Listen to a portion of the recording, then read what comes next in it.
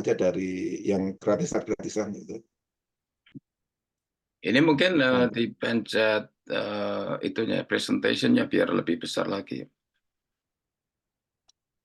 Tapi Gimana caranya ya? ini berapa? Mungkin bentar lagi mulai 6 peserta. Gini ya.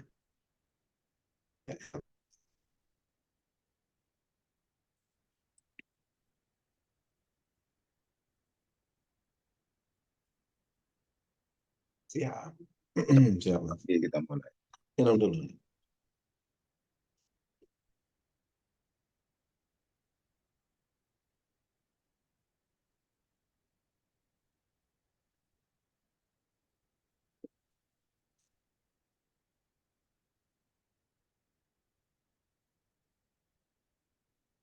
Baik, mari kita mulai.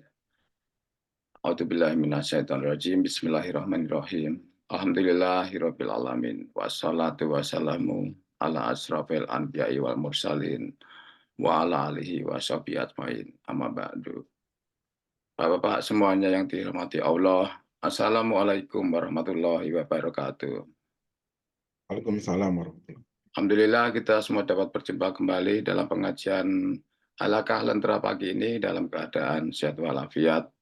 Pertama-tama mari kita panjatkan puji syukur kehadirat Allah Subhanahu wa taala atas semua nikmat dan karunia-Nya. Salawat dan salam kita sampaikan kepada Nabi Muhammad SAW, kepada keluarganya dan para sahabatnya. Penceramah untuk pengajian pagi ini adalah Pak Ustadz Agus Hirmansyah dari Toronto, atau tepatnya di Mississauga, Kanada. Adapun topik yang akan Pak Agus berikan adalah tentang Al-Quds, sejarah dan masa depannya. Ini menarik ini. Dalam kondisi yang sekarang ini sedang terjadi di sana. Al-Quds ini juga dalam Islam disebut sebagai tanah suci yang ketiga. Kalau di Jawa ada namanya Kota Kudus. Kota Kudus di Jawa, mungkin dari kata Al-Quds, tapi nanti Mas Agus akan menjelaskan apa arti dari Al-Quds itu sendiri, dan itu mencakup daerah mana saja, satu kota atau satu lokasi, atau nama apa, Mas Agus akan menjelaskan tentang Al-Quds. Kemudian mari kita mulai dengan membaca basmalah. Bismillahirrahmanirrahim. Bismillahirrahmanirrahim. Nanti kita selesai jam 9, insya Allah tepat jam 9, karena ada yang akan ada keperluan harus keluar jam 9. Jadi mungkin langsung kami serahkan kepada Mas Agus untuk waktu dan kesempatannya. Silakan Mas Agus untuk memulai tausiahnya. Baik. A'udzubillahi minasyaitonirrajim. Bismillahirrahmanirrahim. Innal hamdalillah nahmaduhu wa nasta'inuhu wa na'udzubillahi min syururi anfusina wa min sayyiati a'malina. May yahdihillahu fala mudilla lahu wa may yudlil fala hadiya lahu. Asyhadu an la ilaha illallah wahdahu la syarika lahu wa asyhadu anna Muhammadan abduhu wa rasuluhu la nabiyya ba'dah. Rabbi shrah li sadri wa yassir li amri wahlul 'uqdatam min lisani yafqahu qawli. Sekali lagi mohon maaf karena materinya tidak sempurna gara-gara komputernya rusak ya, enggak, tapi seadanya aja. Agak your internet connection is unstable juga karena faktor internet. Insya Allah Al-Quds ya, Al-Quds ini sebenarnya nama yang terakhir, yang mutakhir ya, mutakhir. Sebelumnya bukan Al-Quds. Insya Allah kita akan membahas sejarah singkat, karena kalau sejarah itu panjang sekali. Mulai dari 3.500 sebelum Masehi, bisa itu dari hasil penelitian artefak ya. Tapi insya Allah kita lihat aja. Next. Ini dalam bahasa Inggris dan bahasa Indonesia. Sebenarnya saya ingin membuat dalam bahasa Indonesia, jadi belum sempat diterjemahkan ke dalam bahasa Indonesia. Mohon maaf. Tapi justru mungkin apa ya, tidak mubadir maksudnya karena sudah ada yang menerjemahkan dalam bahasa Indonesia. Oke ya. Jadi ini dari historical and religious background, sejarah singkat Al-Quds from ancient times to modern times. Insya Allah kira-kira begitu. Singkat ya, karena hanya scratch the surface saja. Nah, ini adalah materi ya, link yang bisa kita pakai untuk membuat materi ini. Yang saya ingin gariskan adalah yang keempat, ya, dari setaf.org and asset uploads. Maaf Mas Agus, Ya, slide-nya masih di halaman pertama. kok bisa ya? Mungkin yang di-share screen-nya yang lain. Ini masih di screen nomor 1. Oh, sebentar ya. Screen. Mungkin di itu dulu. Oke, gini ya. Gini ya. Ya, Ya, sekarang betul. Ya. Oke. Mungkin diulangi lagi yang slide kedua tadi apa Mas ya? Slide kedua ini historical and religious background. ya. Ya. Benar sekarang Mas, betul. Ya, oke. Mantap. Nah, inilah nanti kalau antum ingin melihat background materi, ini ada di sini semua. Yang paling penting adalah nomor 4. Jadi kalau di search Al-Quds PDF itu akan keluar ya dari Google. Itu di-download aja. Ini yang versi lama ya, maksudnya tahun 2019. Terbaru insya Allah sudah ada. Bahkan versi Indonesia pun sudah ada. Jadi ada bukunya, di versi Indonesia itu bukunya ada 3 jilid. Judulnya adalah titik-titik. Nah, itu nanti saya tunjukkan ya, karena saya escape dari memori. Subhanallah. Buku emas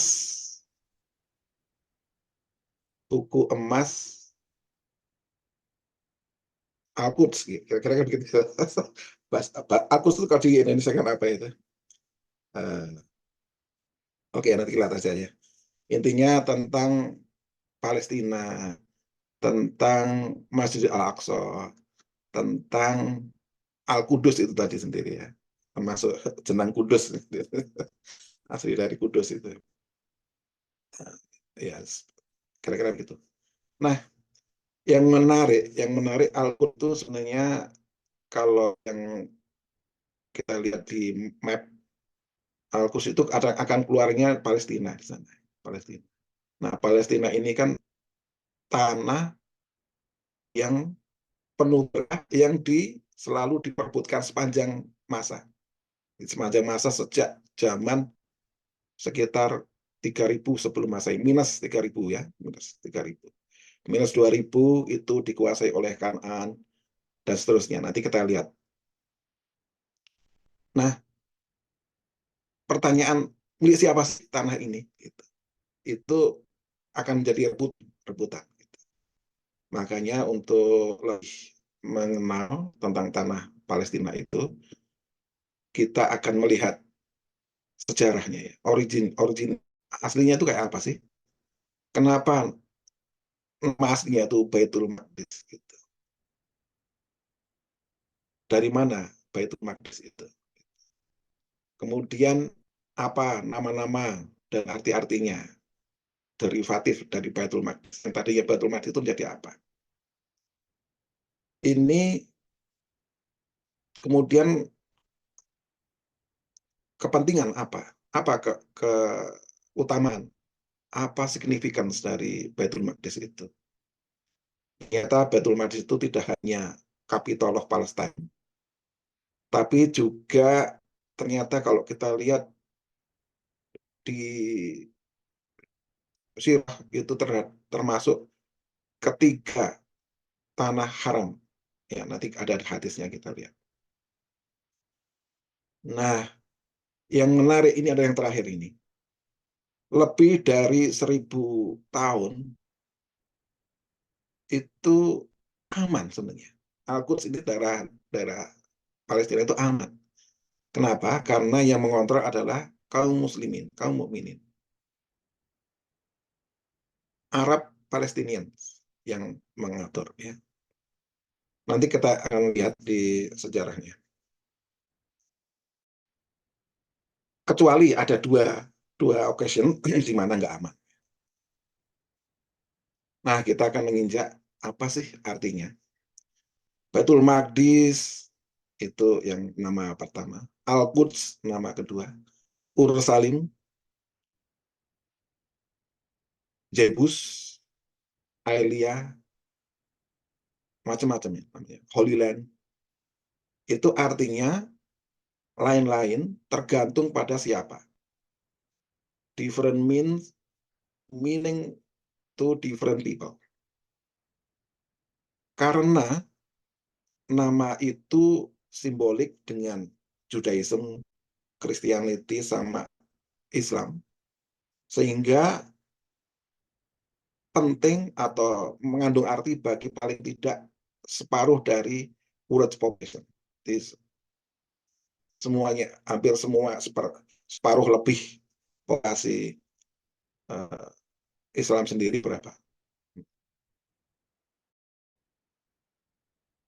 Sudah berapa billion? Seperempat. Sekarang udah seperempat loh Islam itu. Seperempat dari apa? Dari penduduk dunia, hampir seperempat.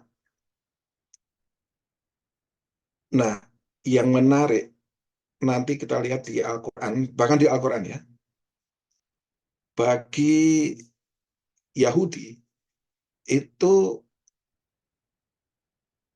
pernah waktu Nabi Musa itu ada disuruh ya, diperintahkan oleh Allah SWT untuk memasuki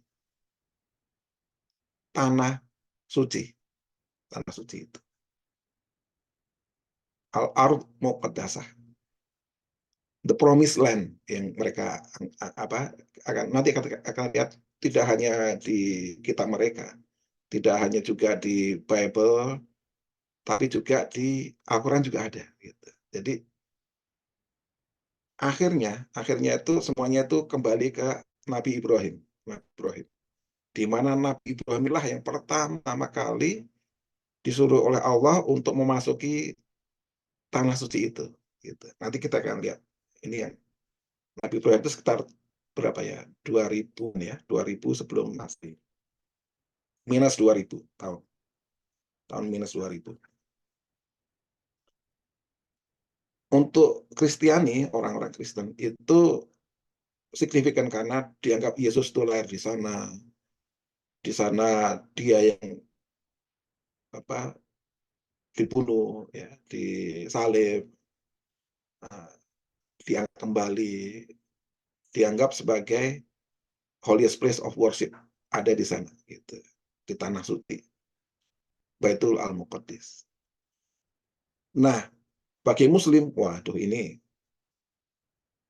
tidak hanya penting sejak terjadinya Isra dan Mi'raj. Nabi Muhammad SAW ketika di surat Isra disebutkan subhanalladzi a'udzubillahi minasyaitonir rajim subhanalladzi asra bi 'abdihi lailan minal masjidil haram ilal masjidil aqsa alladzi barakna haulahu linuriyahu min ayatina innahu huwas samiul basir. Nabi diperjalankan oleh Allah, disebut di sana sebagai hambanya, bi 'abdihi. Kalau disebut abd di Al-Quran itu Allah ingin memberi derajat yang tinggi pada slave-nya. Jadi kalau ada kata-kata hamba kami, hambaku, itu justru mulia gitu, karena yang menghambakan pada Allah, padahal ya hamba itu budak ya, Budak sahaya itu paling rendah kalau di mata manusia karena dia dimiliki, karena dia tidak bisa ngapa-ngapa, hanya diperintah-perintah, kemudian dia harus taat. Nah, karena Nabi ke sana, berarti itu sebagai sign bahwa umat Nabi Muhammad ini akan menguasai tempat itu. Karena di hadis itu Nabi sholat di sana, mengimami seluruh Nabi dan Rasul sebelumnya. Termasuk Nabi-Nabi Bani Israel. Termasuk Nabi Ibrahim, termasuk Nabi Musa, termasuk Nabi Isa. Ya kan? Nah itu. Nah itulah karena juga pembangunan Al-Aqsa itu tidak jauh dari apa? Kita lihat aja deh, menarik sekali. Kita lihat dari nama dulu ya. Nah ini, sayangnya nama itu atau sites kalau ada tempat itu biasanya diberi oleh first inhabitant, warga setempat, warga yang mengkolonisasi, yang tinggal di situ, yang ngumpul di situ, seperti Indonesia. Ya. Indonesia itu sebelum merdeka nggak ada nama Indonesia, nggak ada, adanya Nusantara waktu itu. Nah, kok nggak pakai negara Nusantara? Enggak, namanya Indonesia. Itu pilihan ya, pilihan the founding fathers. Itu karena sama-sama orang waktu itu pemimpin-pemimpin mendeklarasi kemerdekaannya, kemudian memberikan tempat ini namanya apa. Gitu. Sama. Kalau secara histori, nama itu sebelum tahun 2000, minus 2000, itu Kan'an ya, Kan'aniyun. Kan'aniyin yang tinggal di sana. Kan'anites kalau di bahasa Inggris kan. Jadi bukan tanah milik Israel. Bahkan setelah Kan'an itu nanti yang masuk ke sana adalah Palestina. Jadi Bani Kan'an, kemudian Bani Palestina yang masuk ke sana. Yang kedua, Palestina itu sekitar tahun 2000. Jadi Kan'an Nights itu sebelum minus 3000, sekitar 3500 minus ya. Kemudian Muslim Arab itu baru sekitar tahun ke-7.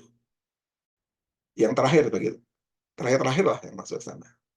Tapi barokahnya magnified ketika kaum muslimin ini menguasai daerah itu ya. Nah, kenapa Arab masuk ke sana? Itu karena Arab itu mempunyai nikel apa ya? Misalnya coba kayak DNA test gitu. Itu akan terbukti kalau mereka itu sebenarnya the descendants ya. Anak cucu keturunan dari the first inhabitants Canaanites. Kan'aniyun. Nah, karena itu maka kaum muslimin Arab menganggap mereka lah yang sebenarnya sebagai inheritor ya, yang mempunyai hak dari segi hubungan darah, dari segi hubungan religi, dari segi yang apa itu, yang justru kalau menurut research yang dilakukan oleh orang-orang kaum muslimin ya, itu bahkan beyond Jewish and Christians. Ini begini, baik Yahudi maupun Kristen, orang-orang Kristen itu akan mengklaim dari Nabi Ibrahim ya, Nabi Ibrahim. Dan disitulah sebenarnya akan terbukti bahwa sebenarnya Ibrahim itu orang Islam. Gitu.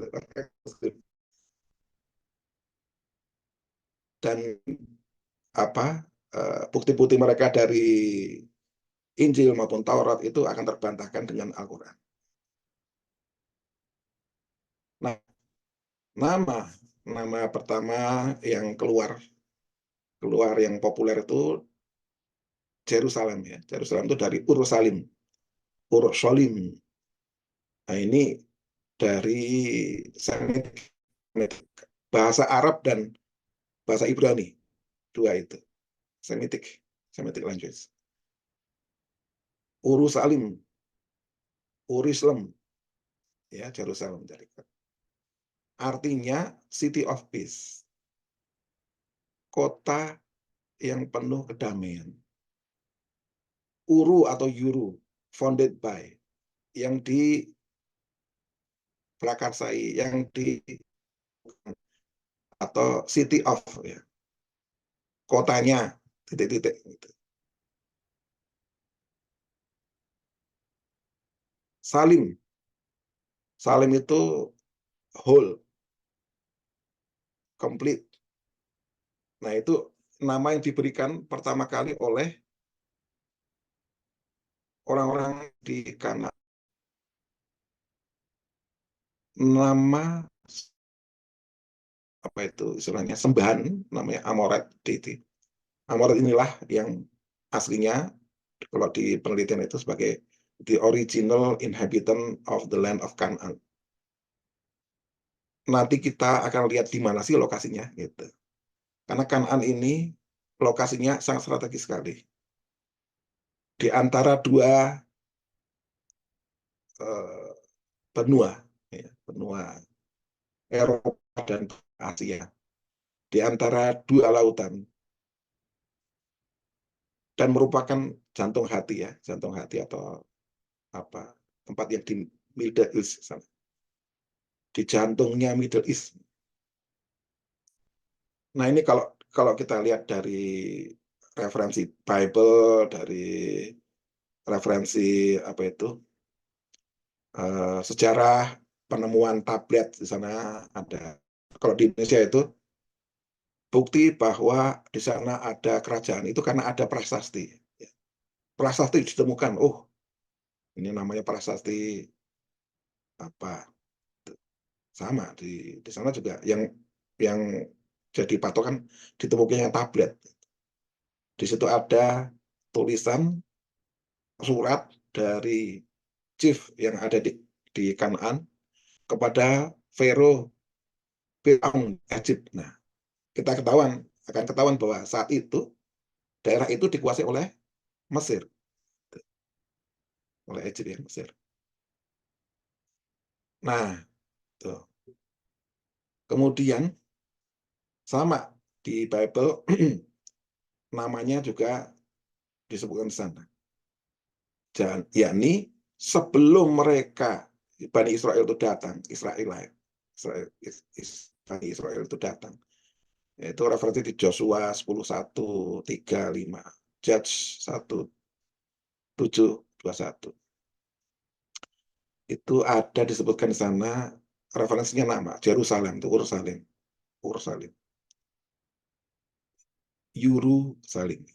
Urusalim. Nah, Israel, kaum Jewish yang ada di sana, Bani Israel, apa itu, Zion Israel, mengklaim juga, ini Hebrew name ini, tapi kalau setelah kita lihat, ternyata ya malah mungkin gitu, karena nama ini sudah ada jauh sebelum Israel ada, eksis. Jauh sebelum Bani Israel masuk ke tanah ini, tanah yang mulia. Nah, nama selain itu adalah Jebus, Yabus, Ebus, atau yang lain ya, mirip. Ini adalah nama kedua. Kenapa? Ya karena ada Jebusite yang membuat benteng namanya The Fortress of Zion City. Itu yang diklaim, oh ini jadi apa, asosiasinya jadi Judaism dan Zionism.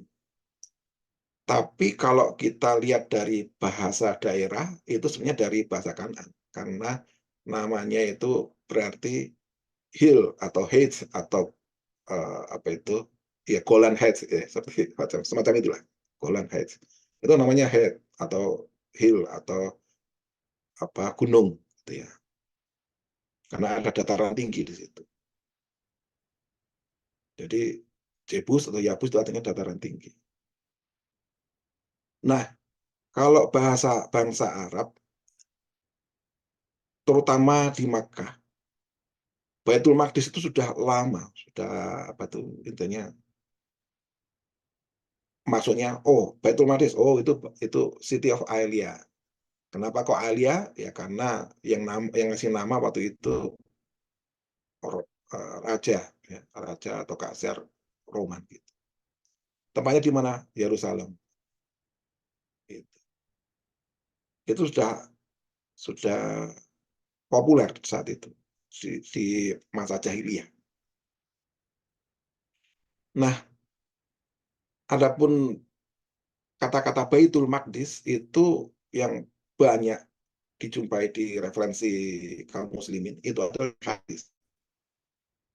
Di mana di hadis itu selalu Baitul Maqdis, Masjidil Aqsa selalu dipakai di sana, terutama Baitul Maqdis. Dan ini semua apa ya? Semua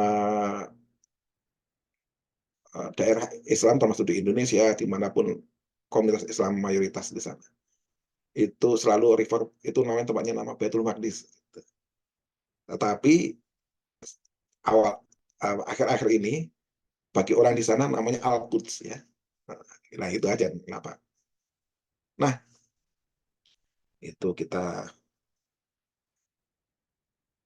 skip aja karena intinya tentang nama. Nama itu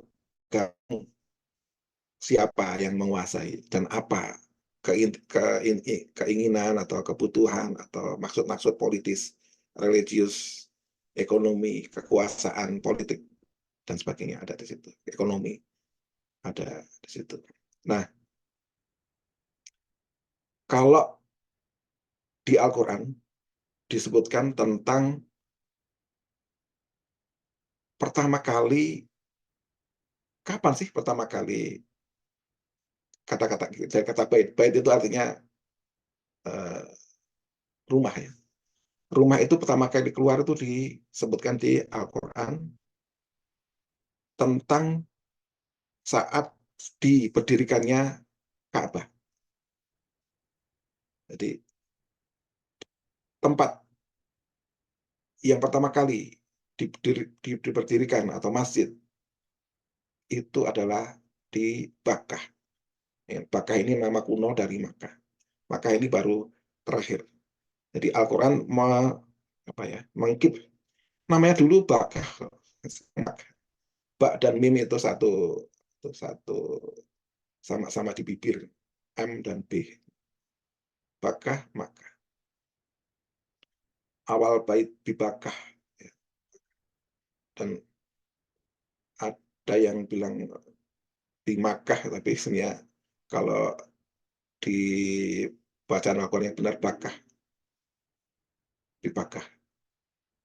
Nah, kalau di hadis, itu ada hadis yang panjang.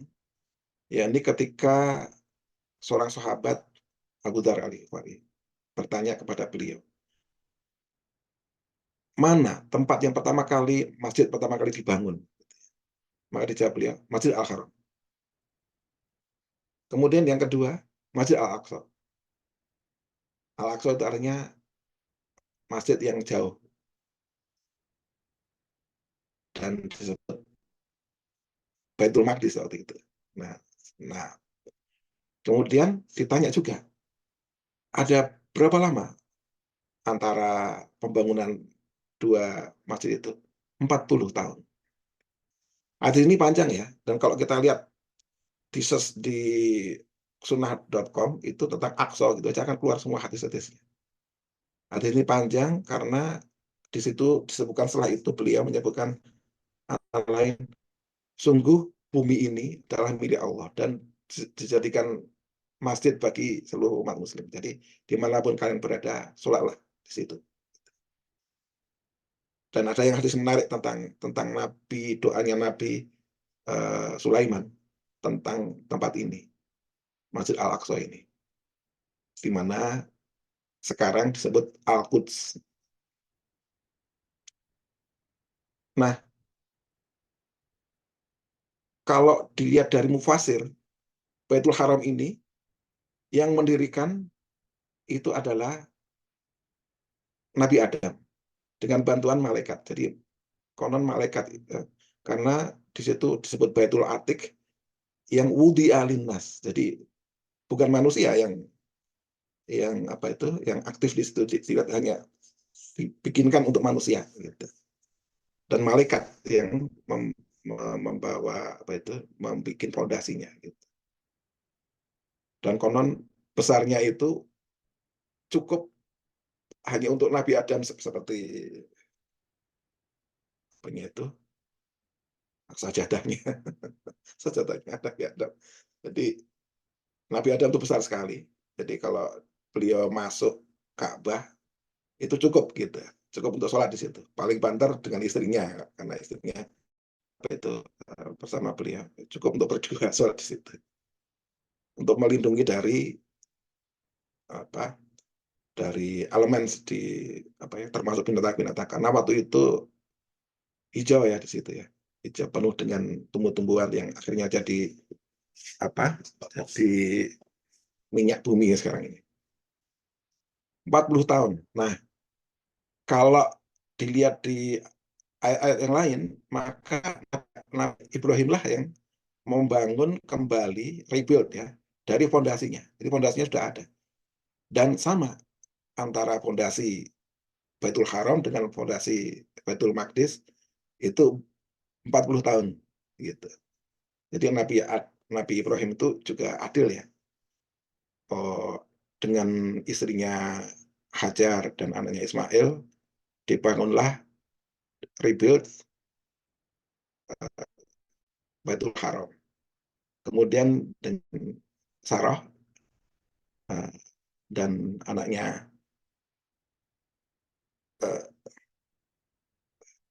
di sana dibangunkan Baitul Maqdis. Nanti akan menarik sekali. Kenapa kok disebut satunya Baitul Haram, satunya Baitul Maqdis gitu? Karena sebenarnya sama sebenarnya itu. Ini juga Al Haram, di sana juga Al Haram. Ini Al Maqdis, di sana juga Al Maqdis. Tapi hanya untuk membedakan kedua nama.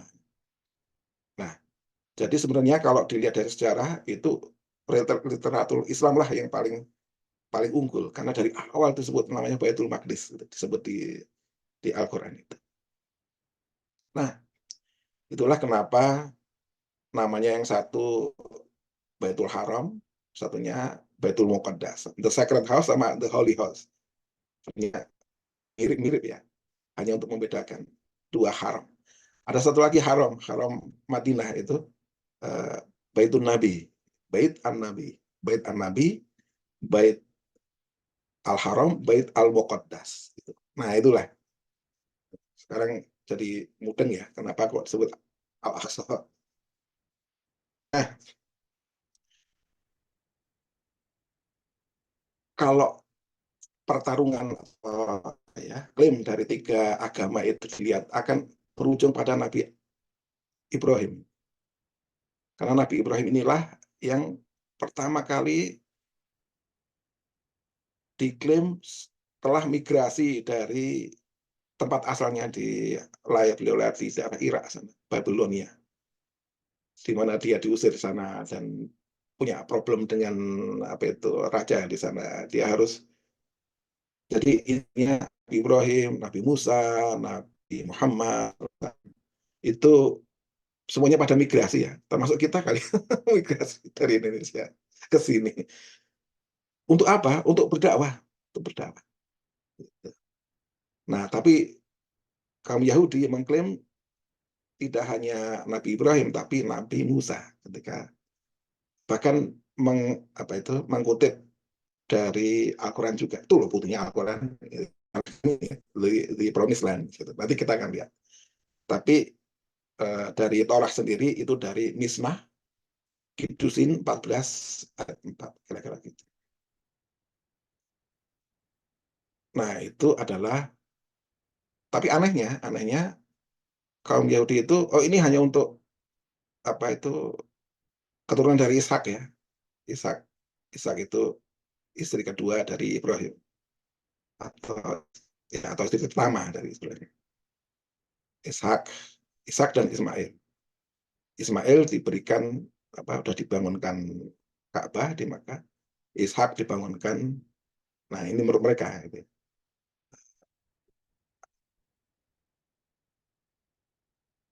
di Yerusalem. Gitu. Aneh, masa masa ya, kalau itu milik, kalau mereka menarik ke Ibrahim berarti ya sama lah, anaknya Ibrahim dua kok, paling tidak. Wah, istrinya paling tidak dua. Tapi karena ada tambahan lagi ya, kalau Rises itu ada istri ketiga, bahkan ada istri keempat yang dalam tanda petik belum terbukti. Kalau ketiga itu ada buktinya. Nah gitu. Jadi mereka ingin eksklusif, restriktif ya. Kristen itu challenge itu Jewish naratif tadi. Oh, itu promised land itu milik kami. Gitu. Karena sebenarnya kamilah yang lebih dekat kepada Ibrahim. Gitu. Buktinya apa? Nah ini ayat apa itu yang mereka catat itu dari Roman ayat 11 sampai 12. Intinya tentang Nabi Ibrahim itu nggak disirkumsas. Gitu. Karena nggak disirkumsas berarti dia Kristen. Bukan Jewish. Kalau Jewish kan harus di apa, harus disunat kan. Nah, ada pertanyaan sulit nih. Pertanyaan sulit, teka-teki sulit. Apakah Nabi Muhammad itu disunat? Jawabnya silakan dicari. Oke. Dari Nabi Ibrahim, itu kalau di Al-Quran, itu sebagai bukti bahwa Ibrahim sampai di sana. Itu apa gitu. Ini contohnya ya, ayatnya untuk menangkis bahwa klaim bahwa oh Ibrahim itu Jewish. Kalau Kristen, oh Ibrahim itu Kristen. Kalau Islam gimana? Ini Al-Quran menangkali dengan ayat ini. A'udzubillahi minasyaitonir. Ya ahlal kitab, lima tuhajjuna fi Ibrahim wa ma unzilatit Tauratu wal Injilu illa min ba'dihi afala ta'qilun. Wahai ahli kitab Yahudi dan Nasrani, bukankah bukan Ibrahim yang kamu apa itu, yang kamu argu itu Ibrahim itu Jewish atau Kristen itu jauh sudah ada, sudah diturunkan kepada beliau kitab itu sebelum datangnya kitab kalian gitu. Sebelum kitab kalian mereka ada Ibrahim, suhu Ibrahim itu nabi sebelum kalian gitu. Bahkan sudah ber apa ya, ribuan tahun sebelum kalian, kira-kira begitu, bertahun-tahun sebelum kalian. Enggak mungkin apa itu Ibrahim kok mengikuti agama kalian, itu enggak mungkin. Intinya begitu.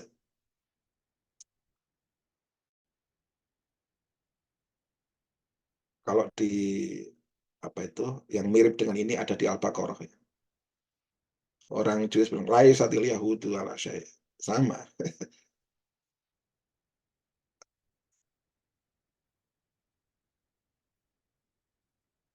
Mereka percaya atau mengklaim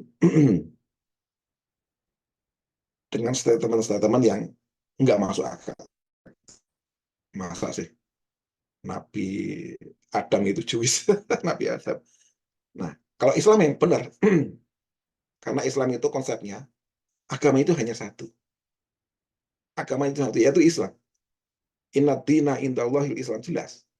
Nabi Adam agamanya Pak Islam. Nabi Nuh Islam juga. Nabi Ibrahim Islam juga. Dan yang berbeda adalah syariah. Waktu Nabi Adam syariatnya tentunya yang berlaku pada saat itu. Nabi Nuh syariatnya berbeda juga. Nabi Ibrahim menerima termasuk Rasul menerima wahyu, syariatnya ya bagi saat itu juga. Sama Nabi Musa ya waktu untuk Bani Israel yang berlaku pada saat itu juga. Isa sama, dapat Injil itu agamanya tetap Islam tapi syariatnya lain. Syariatnya hanya berlaku untuk Bani Israel pada saat itu. Beda dengan Nabi Muhammad karena dia itu untuk seluruh manusia, untuk semua zaman sampai akhir zaman.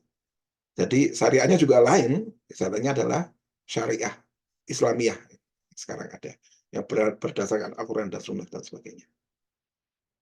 Nah itulah intinya, kalau yang paling kuat tuh argumentasi dari Al-Quran dan Nabi-nya. Karena Nabi Ibrahim itu presiden, sudah ada sebelum dua religi itu, yakni Yahudi dan Kristen. Nggak mungkin dia menjadi ikut Nabi setelahnya, yakni Nabi Musa dan Nabi Isa. Tetapi ada pengecualian, yakni Nabi Isa. Ini side note ya, Nabi Isa itu kan kalau di apa ya,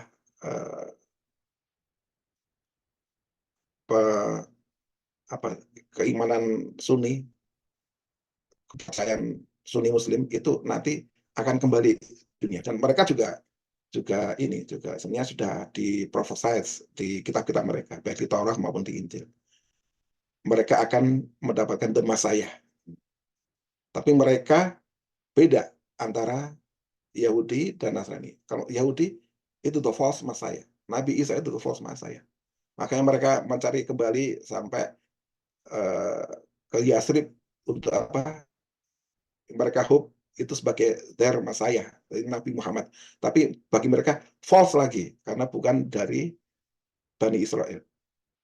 Tapi sebenarnya justru itulah the Messiah yang dijanjikan Allah, di mana dengan dia akan menguasai seluruh dunia. Gitu. Buktinya Islam itu setelah Nabi Muhammad itu dipilih, itu menguasai dunia. Gitu. Nabi Isa juga dianggap the Messiah oleh Kristen, tapi nggak semua. Karena sebagian mengikuti itu the false Messiah, karena buktinya Nabi Isa itu nggak punya kekuasaan, nggak ekspansi, bukan menjadi raja, malah digantung lagi. Gitu. Tapi sebagian, dia akan kembali, gitu. Dia akan kembali. Nanti setelah kembali akan menguasai lagi dunia. Kita akan dibawa untuk menguasai seluruh dunia. Gitu. Dan itu menurut Islam, ya memang Nabi yang mereka perselisihkan apakah Nabi Isa itu disalib atau enggak, itu kan buktinya Islam. Al-Quran. Mereka hanya mengira seperti itu karena melihat kenyataannya mirip seperti itu, kan Allah menyerupakan seorang untuk disalib di situ dan mati orangnya. Tapi Nabi Isa sendiri diselamatkan. Di hadis nanti di akhir zaman sebentar lagi insya Allah akan turun. Nah, kita kalau di Al-Quran Tuhan disebutkan orang yang beriman itu kayak apa sih? Di surah Al-Baqarah. Alladzina yu'minuna bil ghaib wa yuqimuna shalah wa mimma razaqnahum yunfiqun walladzina yu'minuna bima unzila ilaika wa ma unzila min qablik. Ya, ini yang percaya dengan kriteria 6, kalau di-expand itu dengan ghaib itu sebenarnya rukun iman ya, yang 6 itu. Kemudian ditambah percaya pada kitab, salah satunya kitab yang turun kepada kamu. Kamu ini adalah Nabi Muhammad. Dan kitab sebelummu, yakni kalau di tafsir adalah Injil dan Taurat. Bagaimana kitab Islam, orang Islam, kita kan orang Islam nih, di Al-Quran disebutkan kita harus percaya pada kitab yang diturunkan kepadamu, yakni Nabi Muhammad. Di Al-Quran ini, alhamdulillah Al-Quran ada. Tapi kita juga harus percaya pada kitab sebelummu, sebelum Nabi. Jadi kita harus percaya pada Injil dan kita percaya pada Taurat. Ini konflik ini karena dua kitab ini sudah terkorupsi, nggak ada lagi aslinya. Dan hanya kitab dua, untungnya kitab dua ini di Al-Quran disebutkan diturunkan kepada Nabi Isa alaihissalam. Jadi Nabi Isa itu menguasai membawa dua kitab ini. Sehingga waktu beliau menjadi nabi itu menjadi problem karena kaum Yahudi itu sudah membuat kitab sendiri versi yang terbaru mereka gitu. Dan itu bertentangan dengan kitab Taurat yang dibawa oleh Nabi Isa. Enggak seperti itu kok Taurat itu. Yang benar itu seperti ini. Akhirnya mereka terbongkar kebobrokan mereka ya. Raba-raba Yahudi. Itu korupsi kan. Tapi kita nggak punya akses kan dengan kitab yang dibawa oleh Nabi Isa. Kemudian Nabi Isa juga punya Injil gitu. Dan sekarang kalau kita debat dengan orang Kristen, nih loh Injil bilang begini kok. Padahal kita kan udah terkorupsi gitu ya. Asli kita nggak punya. Nanti ketika Nabi Isa itu turun kembali ke bumi ini akan tetap membawa dua ini, kitab Injil dan kitab Taurat. Nah, ini kan Nabi Isa ini kan sebelum Nabi Muhammad. Dia harus mengikuti Nabi Muhammad karena dia nanti turun kembali dan yang apa itu di hadis itu dia harus menjadi umatnya Nabi Muhammad. Jadi dia harus mempelajari Al-Quran. Dan nanti kalau turun, beliau ini akan mengkomban ya, menyatukan tiga agama ini, Islam, Judaism atau Islam, Kristen dan Yahudi. Ini yang mau beriman ya. Kalau nggak mau beriman ya sudah. Tapi intinya nanti semuanya akan clear. Dan tiga agama itu akan menyatu. Insya Allah. Gitu. Wallahu a'lam. Oke. Sih. Sedikit lagi insya Allah. Nah inilah yang terjadi sekarang-sekarang ini. Sekarang-sekarang ini terjadi. Wa qulna min ba'dihi li bani Israil uskunul arda fa idza jaa wa'dul akhirati ji'na bikum lafifa. Dan dikatakan kepada Bani Israel sebelum itu, tinggallah kalian di Al-Ardo. Al-Ardo ini kalau di tafsir modern ini adalah Palestina. Fa idza jaa wa'dul akhirah. Ketika datang wa'dul akhirah ini di Al-Quran sudah keluar juga gitu. Jadi intinya Mufasir itu memberi kode untuk menafsir Al-Quran itu harus dengan Al-Quran dulu. Wa'dul akhirah itu udah keluar duluan. Di mana? Di awal surat Al-Isra ayat 7. Dan telah dibahas, jadi saya tidak ingin membahas lagi. Ji'na bikum lafifa. Ini adalah tafsir modern ya, bukan tafsir yang kholaf bukan tafsir yang klasik. Itu adalah pendirian negara Israel sekarang ini. Gitu. Jadi we said to the children of Israel, Bani Israel after him, dwell in the land, then when the final and the last promise comes near, the day of resurrection, the descent of Christ, Isa ibnu Maryam, alaihi wasallam, we shall bring you all together as mixed crowd, gather out of various nations. Ini terjadinya migrasi Zionis Israel dari seluruh dunia, dari Eropa, dari Afrika, dari Amerika, semua yang ngumpul di sana, mendirikan negara Israel, mengusir warga Palestina, digusur, dibunuhin dan sebagainya. Nah ini Kalau ulama klasik itu masa berbangkit ya. Dan apabila datang masa berbangkit, yakni hari kiamat, kami akan datangkan kamu dalam keadaan campur baur dengan musuhmu. Gitu. Karena akan diadili ya. Jadi dua-duanya benar, tapi ada sedikit twist kalau kita lihat dari ulama yang mutaakhir ya. Nah, kalau lihat gambaran Al-Quds itu sebenarnya ini banyak sekali. Hanya dua yang muncul di sini. Selesai Karoks, orang Turki. Al-Quds, a city created in heaven and brought down to earth. Al-Quds, the city of God and the city of all humanity. Banyak penggambaran Al-Qudus ini, tapi intinya semuanya menunjukkan betapa mulianya, betapa penuh barokah tempatnya. Tidak hanya tempatnya, tetapi juga karena tempat itu tempatnya berkumpulnya banyak banyak rasul dan nabi, banyak yang dikubur di situ, bahkan yang dikubur di luar situ ingin agar dikembalikan, dibongkar kuburnya, dimasukkan dikubur di sana. Bahkan yang nggak boleh masuk tempat itu pun ingin dikubur dekat dengan situ.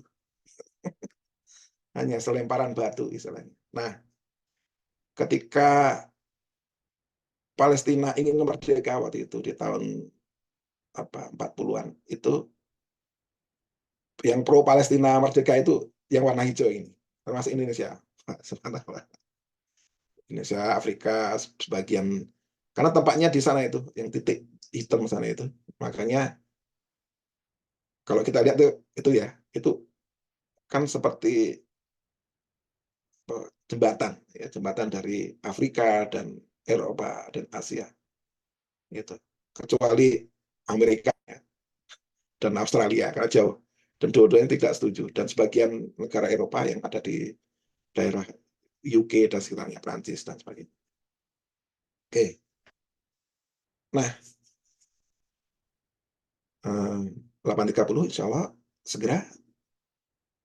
Kenapa Al-Quds itu penting sekali gitu. Kalau kita lihat tadi di jamnya Middle East, Jazirah Arabia, di mana menjadi center pusat dari banyak religi, banyak sistem, banyak cultures yang tergantung yang spread dari situ, yang dari Islam, dari Kristen, dari Yahudi, bahkan dari negara-negara yang ingin menguasai tempat itu. Yang konon setiap 100 tahun selalu ada aja negara atau kekuatan dari luar ingin menguasai tempat itu. Karena ada belief, ada kepercayaan bahwa siapa yang menguasai tempat itu akan menguasai dunia. Gitu. Gitu. Tapi kalau dilihat dari nama, kemudian dari sejarah, sebenarnya Al-Quds itu mengandung kata-kata aman. Gitu.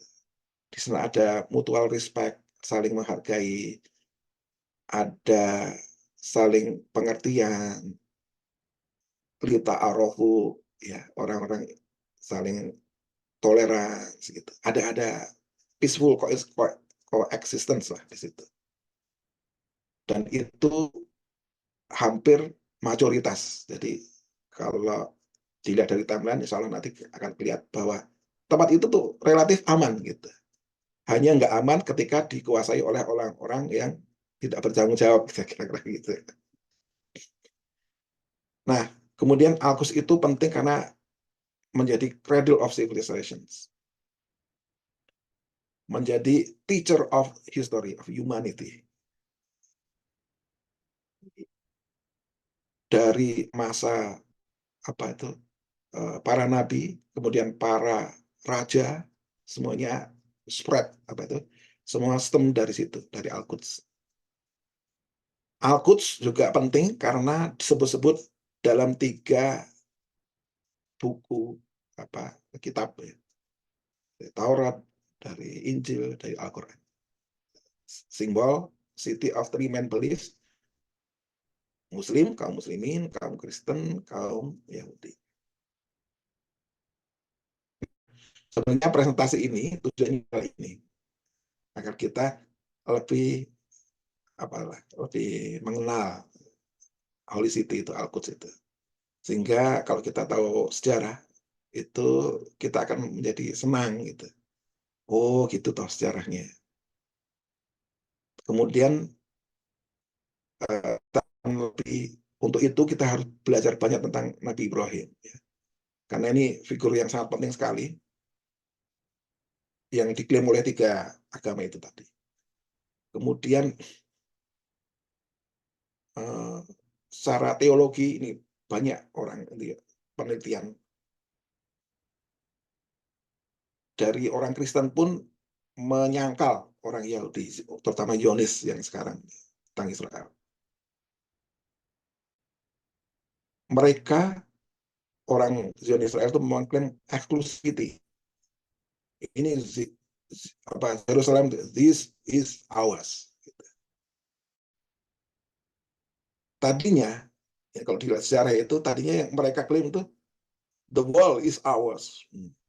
Itu dinding itu milik kami itu milik kami, itu yang bangun Nabi Sulaiman itu. Nabi Sulaiman bangun untuk kami itu tinggal sisanya Nabi yang dibawa Nabi Sulaiman ini itu, the Wailing Wall.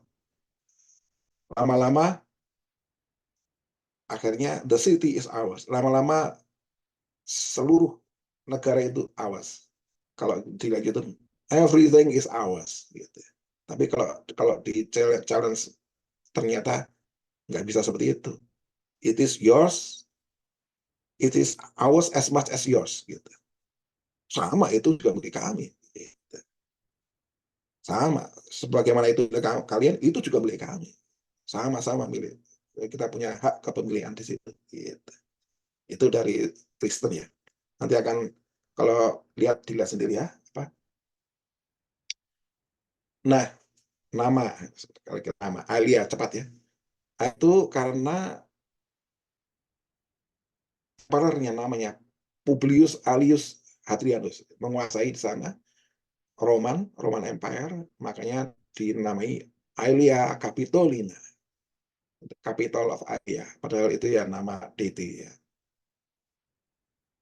nama sembahan gods. Mereka punya banyak Tuhan, punya gods. Nah, karena itulah dinamai Aelia. Nah, pada saat itu karena mereka yang menguasai, mereka yang merebuild the city, maka diusirlah kaum Jews. Jadi Bani Israel itu bolak-balik diusir dari tempat itu. Bolak-balik. Masuk sana diusir, masuk sana diusir. Dari mulai kalau kita ingat ya terpaksa harus pergi dari situ. Gitu. 7th century namanya tadi Alia menjadi Ilia. Jadi sampai ada koin mata uang itu namanya Ilia dari Bani Umayyah. Kemudian dari Tabi'in,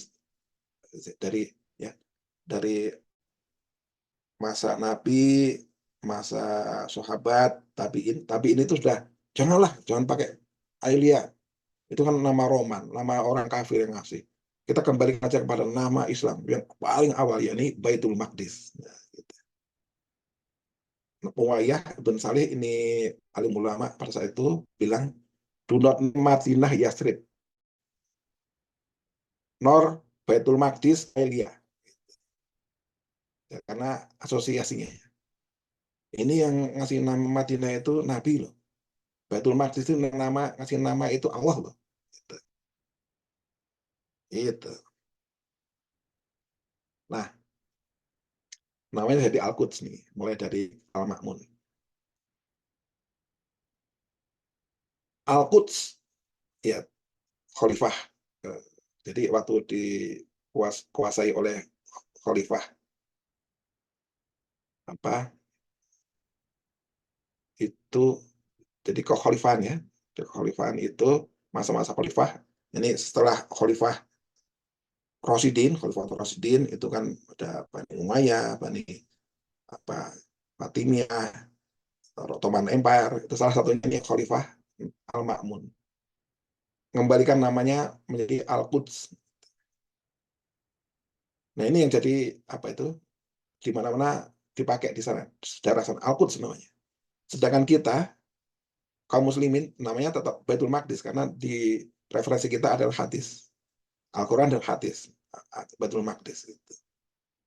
Padahal tempat itu ya sama, temannya sama. Hanya beda sedikit penamanya. Nah, jadi intinya setelah establish tempat itu, Kanaan itu sudah berkali-kali dikuasai, beberapa kali dihancurin, beberapa kali direbut lagi, sehingga nama dan identitasnya berubah dari waktu ke waktu. Dari awalnya Baitul Maqdis menjadi Ursalim, menjadi Jabus, menjadi Ailias, menjadi Al-Quds. Sekarang menjadi Israel. Milik siapa itu? Nah, ini adalah pertanyaan yang menjadi debat yang hangat sampai di YouTube misalnya. Whose Holy Land itu akan keluar. Orang Israel itu is ours, gitu. Orang Kristen itu is ours. Orang Islam itu is ours. Buktinya mana? Nah, dari bukti kita tidak bisa lihat, tidak harus melihat histori. Nah, karena semuanya itu kembali kepada Nabi Ibrahim, maka kita lihat waktu Nabi Ibrahim itu ke sana. Ke sana itu sudah ada orangnya di sana. Dan Nabi Ibrahim itu accepting the sovereignty of the inhabitant of the land. Namanya kita datang ke North America, maka kita akan menghargai mereka punya sistem, mereka punya apa itu pemerintahan, mereka punya apa mempunyai apalah sosialitas, mereka punya adat istiadat, mereka punya hukum, mereka punya ritual, ya, mereka punya agama, kita hargai gitu. Dan kalau kita lihat di Bible itu banyak sekali yang dilakukan Ibrahim itu, intinya contohnya nih ya, contohnya ketika beliau mau mengubur istrinya Sarah, itu dibeli tanahnya, jadi nggak bisa, oh ini apa itu tanah yang dijadikan oleh Allah kepada kami Bani Israel, bukan sorry Bani Ibrahim. Nggak bisa, dia harus dibeli. Nah, inilah dari orangnya. Wanadzainahu walutan ilal ardi lati barokna fiha lil alamin. Kami selamatkan dia, yakni Ibrahim, dan Lut, Nabi Lut, yakni keponakan, ke al-ardi, ke bumi, ke tempat alati barok yang kami berkati, fiha di dalamnya, lil alamin untuk seluruh subhanallah. Jadi yang di alam semesta itu punya klaim semua. Ini adalah berkah buat kami. Ya. Intinya, kalau tempat itu aman, seluruh alam semesta aman, itu sudah terbukti. Dan kalau tempat itu kacau, dikuasai oleh orang-orang yang tak bertanggung jawab, seluruh dunia akan kacau. Gitu. Gitu. Dan itu ya artinya Al-Ardud itu bumi Palestina, tepatnya di Syria. Yang di hadis itu disebut Biladi Syams, Syams. Mas Agus, Eh, masih 15 menit, mau Oke, ditanya jawab atau dilanjut presentasinya? saya lanjut dengan cepat aja ya, biar nggak ada pertanyaan. Tanya bikin ini. Bagus, Silakan ini apa? menarik. Atau pertanyaan minggu depan kalau mau dilanjut. Ya, saya ingin lanjut sedikit aja ya. Jadi ada Oke, perpindahan kekuasaan ya di sana. Kemudian ada timeline, kalau kita lihat dari sejarah ini, yang bikin timeline ini bukan orang Muslim ya, kelihatan di atas itu independen, merdeka. Tapi kalau kalau sebelah kiri dari Kanaanites, tapi sebelah kanan itu Israel. Merdeka itu Israel, dikuasai Israel. Crusader juga itu merdeka itu, dikuasai Crusader kok merdeka. Itu. Nah, intinya jas merah jangan merupakan sejarah Palestina. Waktu dikuasai oleh orang-orang kafir menjadi eksklusif itu deprive dari aslinya. Gitu. Tapi kalau waktu dikuasai oleh kaum muslimin itu aman. Gitu. Nah, penubarkan. Nah, ini ada legal framework, kira-kira dibaca sendiri. Kemudian ini adalah masa depan ya. Nanti insya Allah masa depan itu seperti ini. Gitu. Jadi kita akan mengcopy waktu Umar radhiyallahu anhu sebagai khalifah saat itu membuat tempat itu aman. Bagaimana caranya? Seperti ini. Gitu. Ini ada PR sulit juga, TTS. Ini di tengah ini ada lingkaran kan. Itu tulisannya apa? Cocoknya apa itu? Apa yang dimasukkan situ? Ada beberapa kata yang perlu dimasukkan situ. Apakah itu? Gitu. Ya. Nanti dilihat sendiri. Ini masuk sekali. Ini lanjutannya dari itu, ada garis-garis ke bawah itu yang putus-putus, itu garis-garis ke situ. Ada proteksi. Proteksi itu untuk security, untuk freedom. Proteksi right, life, property, security, freedom of movement, support, citizenship, dan sebagainya. Legal analysis ini belum selesai, kemudian Palestina belum selesai. Ya, stop. Silakan kalau ada pertanyaan.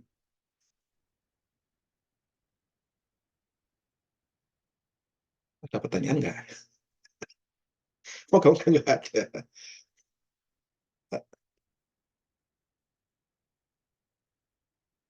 Oke, iya.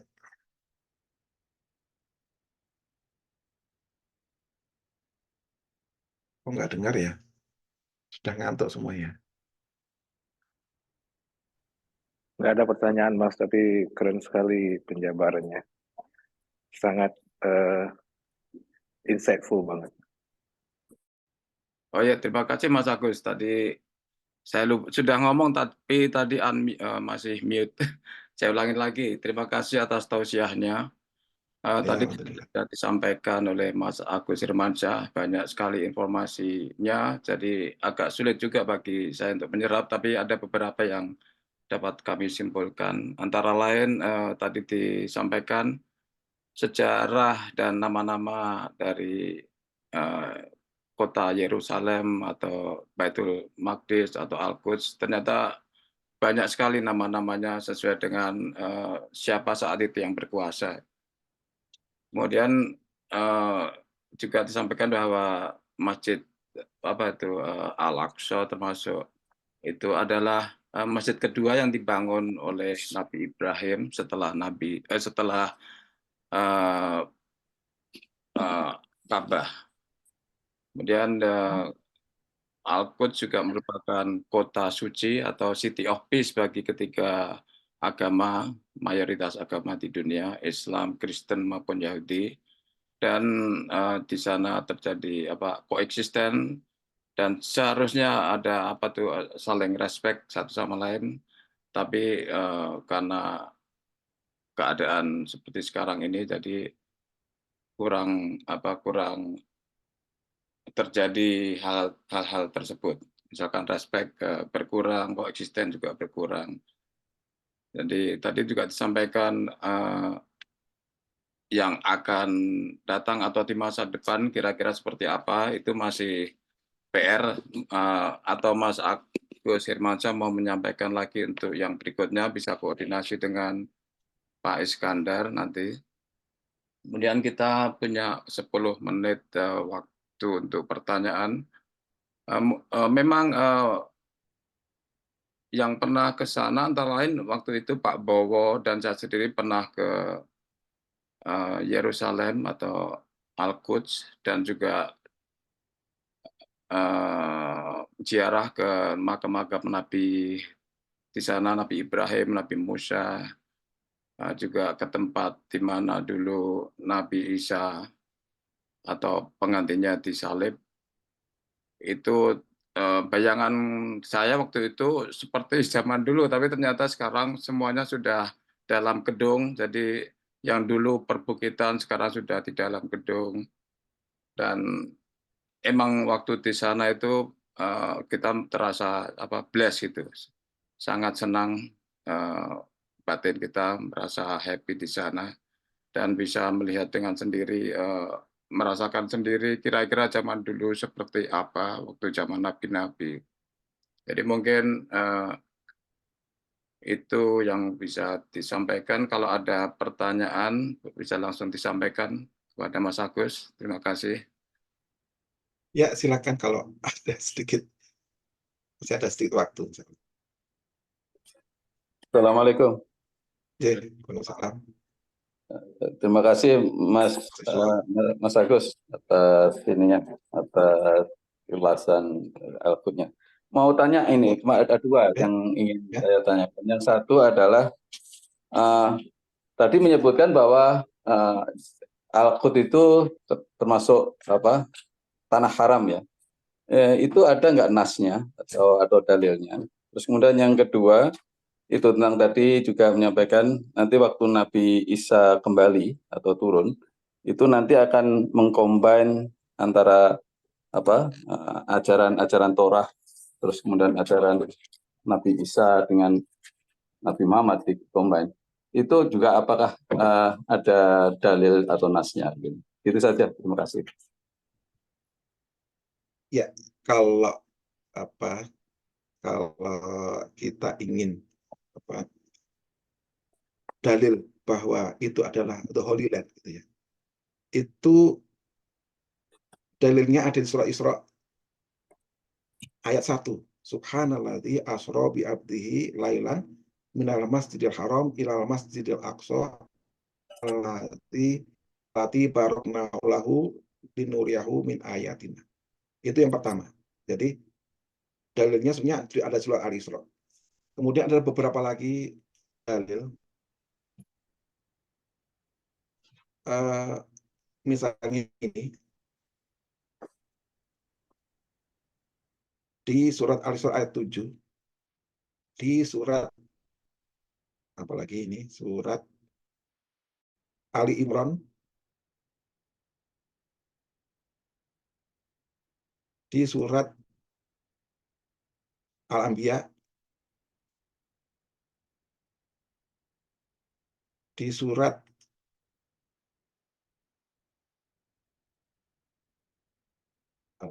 Al-Isra lagi, kembali lagi. Tafsir. Nah,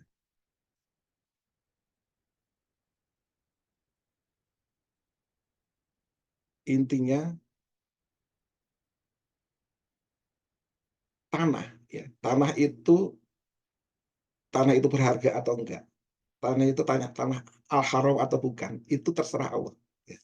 Jadi Allah yang menciptakan bumi ini. Kemudian Allah yang memilih tempat-tempatnya di mana tempat itu menjadi al-haram. Gitu. Dan itu dalil-dalilnya ada di kitab-kitab sebelumnya, yakni Suhuf Ibrahim, di Taurat, di Injil, maupun di Al-Quran. Kalau kita lihat misalnya Haram Makkah ya, namanya aja Baitul Haram. Namanya aja Baitul Maqdis. Namanya aja Al-Haram Madinah. Jadi tempat-tempat haram, tempat-tempat yang dimuliakan oleh Allah.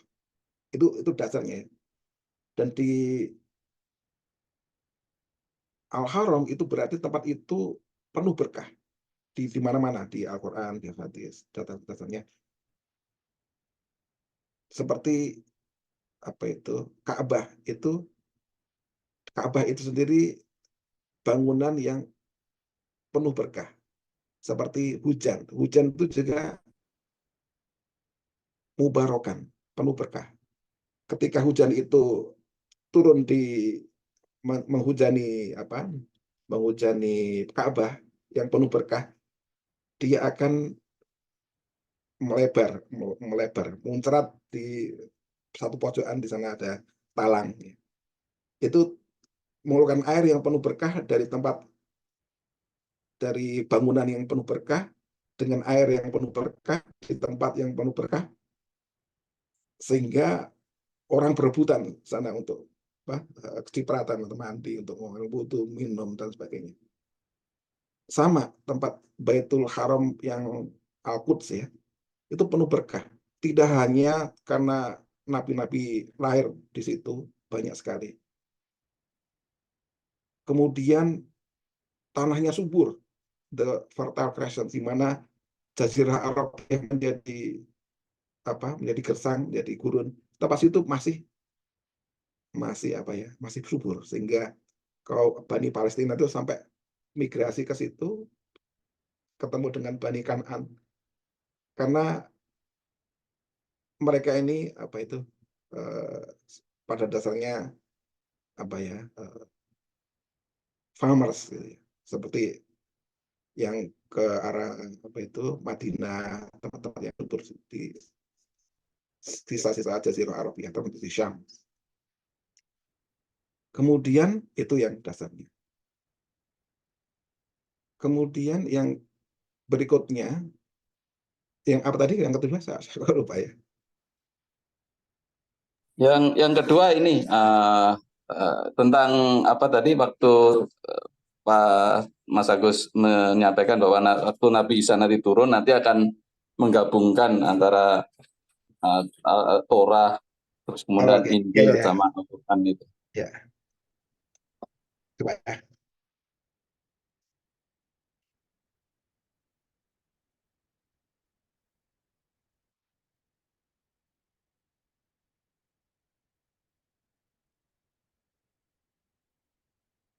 Nah, sebentar saya search-nya ya. Dan saya lupa ayatnya. Coba ya, sebentar ya. Moga-moga keluar. Surat Al-Baqarah 1:3. Nah, ini dia.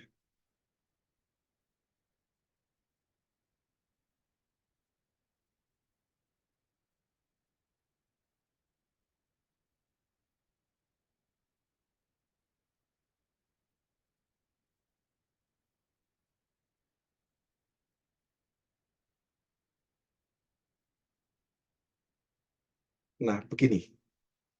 Oke, saya ingat intinya begini ya.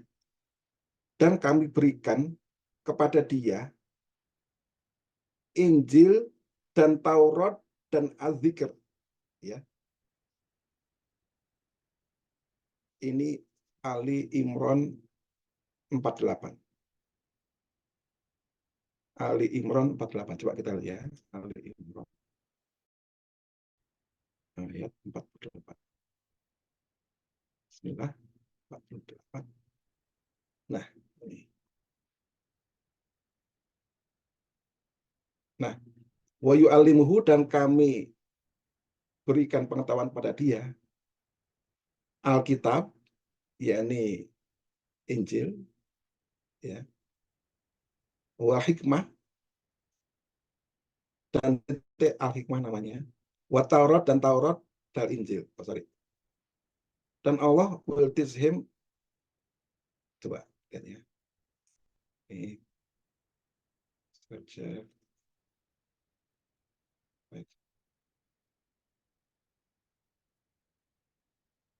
Allah will teach him, Nabi Isa, Taurat yang telah diturunkan kepada Nabi Musa, dan Gospel, Injil yang we will reveal to him.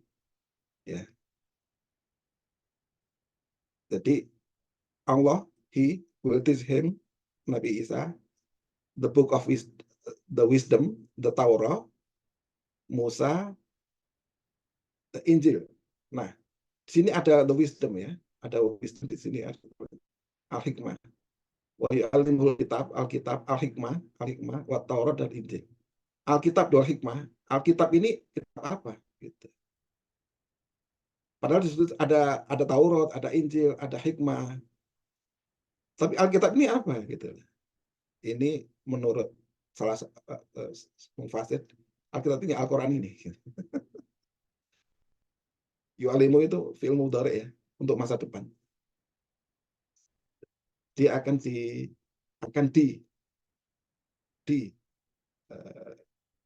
akan diberi ilmu, pengetahuan tentang apa Alkitab, yakni Al-Quran, nanti di waktu dia turun.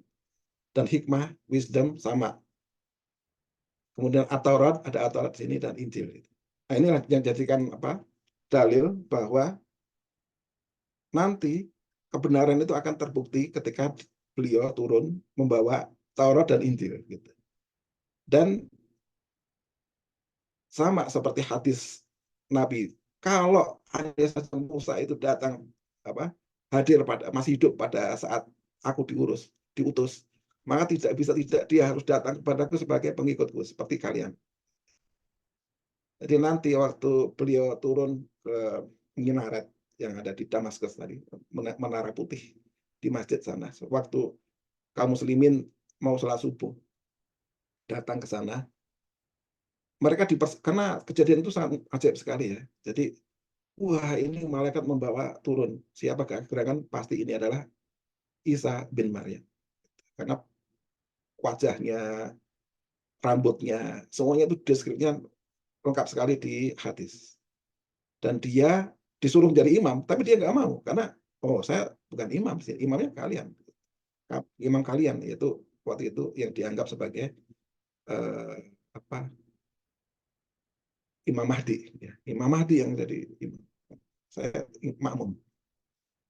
Nah, disitulah ya dasarnya yang yang dipakai untuk dalilnya ya untuk itu. Dasar 9. Wallahu a'lam. Terima kasih Mas Agus. Mungkin ini aja sekedar mungkin klarifikasi aja.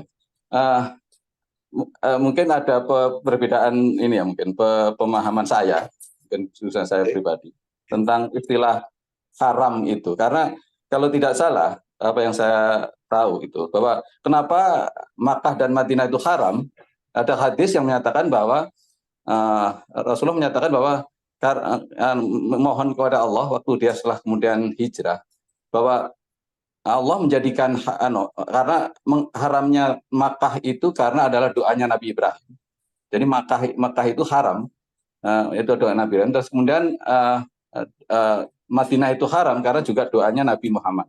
Nah, istilah haram yang saya tahu itu adalah karena ada hal-hal yang halal, ya, itu haram di dalam area masjid itu.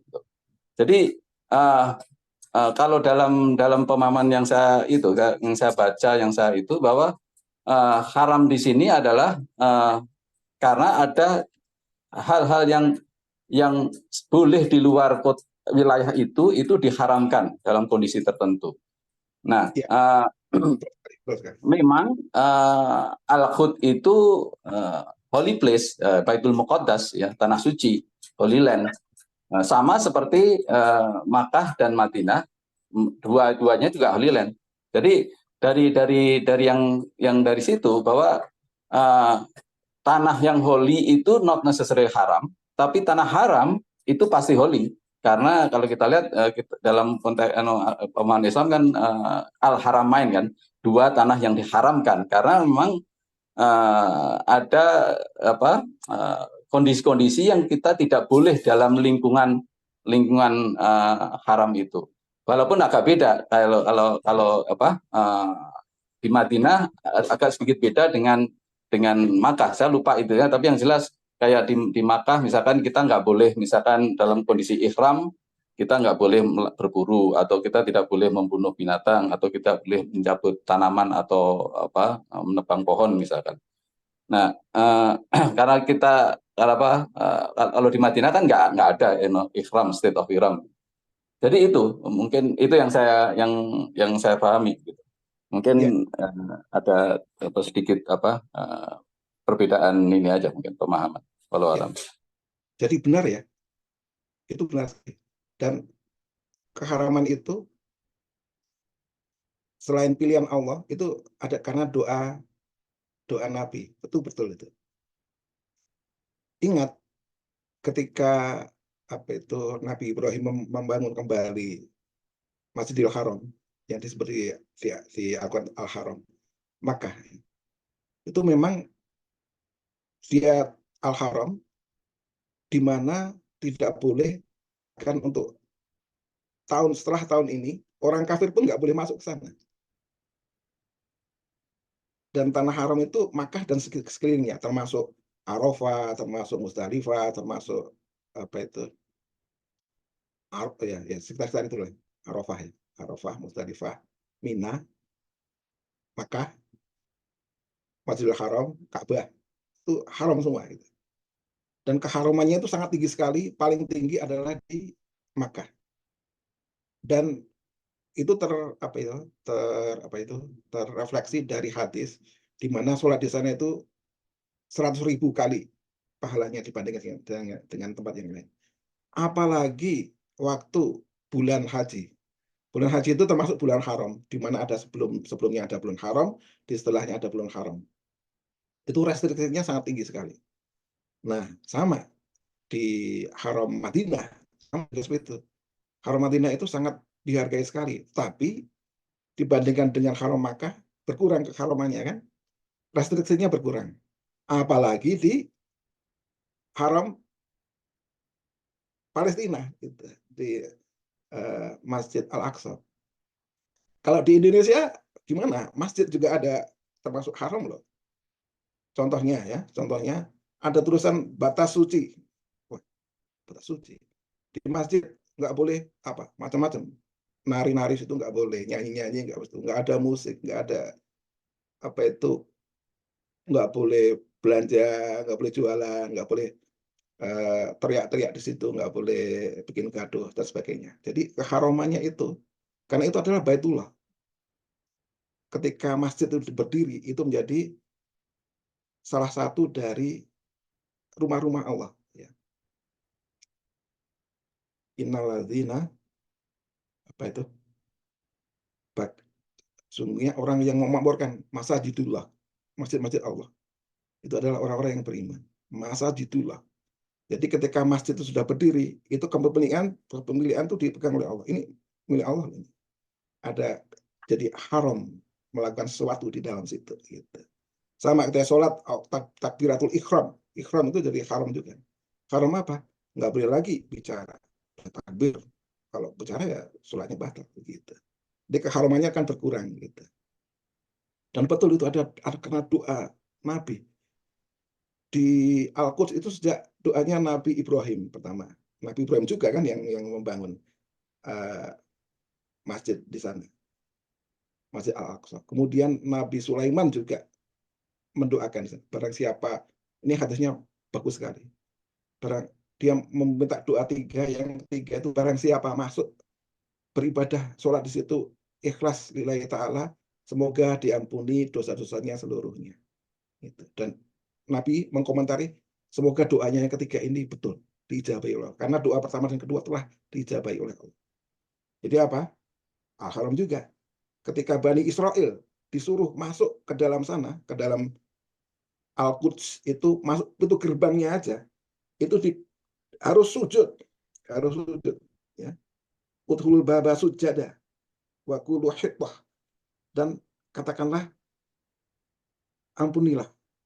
Nah, ya, istilahnya khitbah itu Allahumma firli gitu. Dengan sujud, dengan tawadhu, dengan apa? Karena ini tanah haram gitu. Tapi mereka apa yang lakukan? Waduh, subhanallah, berbeda sekali. Ya begitu ya kira-kira ya. Ya, sekali lagi mohon maaf Mas Agus, ini moderator sudah ditungguin harus ngantar anak. Monggo. Bagaimana mau diteruskan nanti Mas Agus yang nutup atau kita? Ya, karena antum aja yang nutup gantian. Nah. Baik, terima kasih Mas Agus atas tausiahnya yang sangat bermanfaat dan semoga kita mendapat rahmat dari Allah, kita menjadi lebih mengerti tentang Al-Quds, kemudian juga insya Allah kita bisa mengunjungi Al-Quds di saat yang tepat dalam kondisi aman nanti. Kemudian kita minta Mas Agus untuk memimpin doa penutup bagi anggota Lentera Pagi di sini. Ya, Silakan Mas Agus. mari kita tutup ya. Rabbana taqabbal minna innaka antas samiul alim wa tub alaina innaka antat tawwabur rahim. Allahumma ansur mujahidina fi Palestin.